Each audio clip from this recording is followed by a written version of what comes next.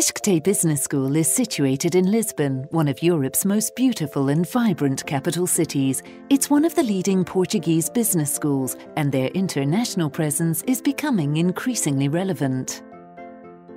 The mission of the IBS Business School is to contribute to management knowledge and practice, as well as train managers and leaders to handle critical challenges facing modern corporations. The main strengths of the school reside in research, its international reach, and its the employability rates that we have for our students. For me, one of the very important target is the level of internationalization.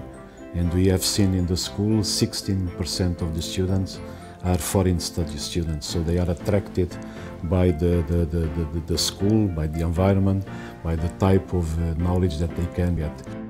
I think is a top school in other Portuguese-speaking countries. All the initiatives that IBS is developing with Cape Verde, with Mozambique, with Angola, with Brazil, even with China, it's very, very impressive.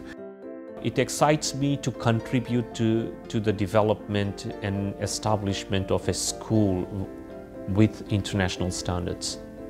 I would like the school to definitely consolidate its market position in the Portuguese-speaking world and establish itself as a key player in the European market.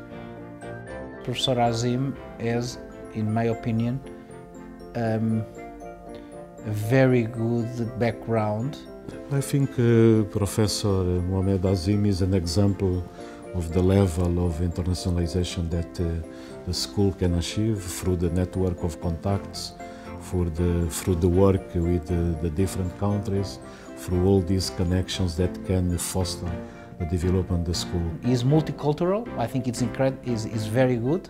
It's also important for the future of the school, because I believe with him we could be able to capture, to get more international teachers, as already have today, and more international students.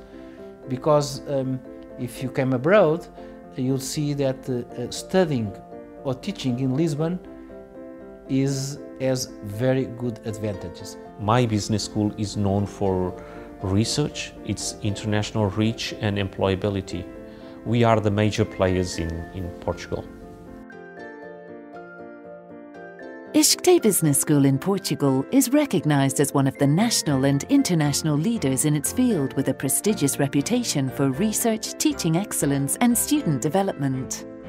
Most challenges that managers face today in corporations and in society in general have international implications.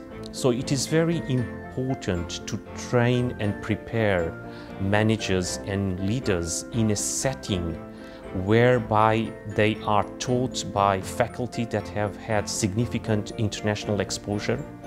The contents of the curricular units have a strong emphasis on international comparability, and they are taught in an environment where there are students from other countries as well.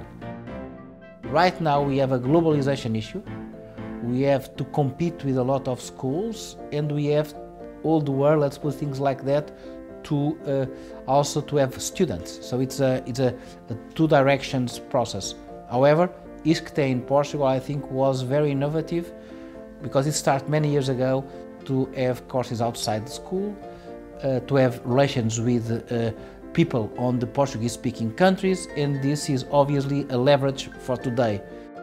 We also run a very important program in Portugal, which is called the IBS MIT Venture Competition, which now is known as the Global Innovators Competition. So this competition is modeled very much along the lines of the project competition that has been very successful at MIT. And we are investing significant resources in this area. Through teaching, research and outreach, IBS contributes to the development of management knowledge and practice, and prepares and develops managers and leaders to make a positive impact on organizations and society in a globalized world. Entrepreneurship is very important to the business school. We have had for the whole of our history very high employability rates for our students. The students of ISCTE, they have maybe the highest level of employability in the country and outside the country. If you look to management, to the management and business, the employability is around 91%. If you go to technology, it's 95%. If you go to the social sciences, 85%. You don't find these levels in the other schools in Portugal. And even in Europe, it's hard to find this level of success in terms of the training of the students. Students from this school were always very well considered by the Portuguese employer. Why? Because they have a solid preparation, technical preparation. Usually they are good in teamwork, and in a company it's important to have that aspect, and thirdly because they are very practical. These links or ties to the corporate world were strengthened when we created our Center for Entrepreneurship and Innovation. With all this environment of the school, the attention and the links to the outside world with the business world, it's very important in order for the students. They are studying, but at the same time they are building these bridges with the outside world in order to see a future career. And ISCTE does it in a very, very good way. The culture of the school is based on a set of values shared by all faculty and staff. Social responsibility and ethical behaviour play a major part in the education of students at ISCTE Business School. Ethics, corporate social responsibility and sustainability are extremely important not only to ISCTE Business School but all business schools. And what is critical that business schools are facing today is that on one hand there is a significant demand for internationalizing, because it is important for the students to be prepared in an international context.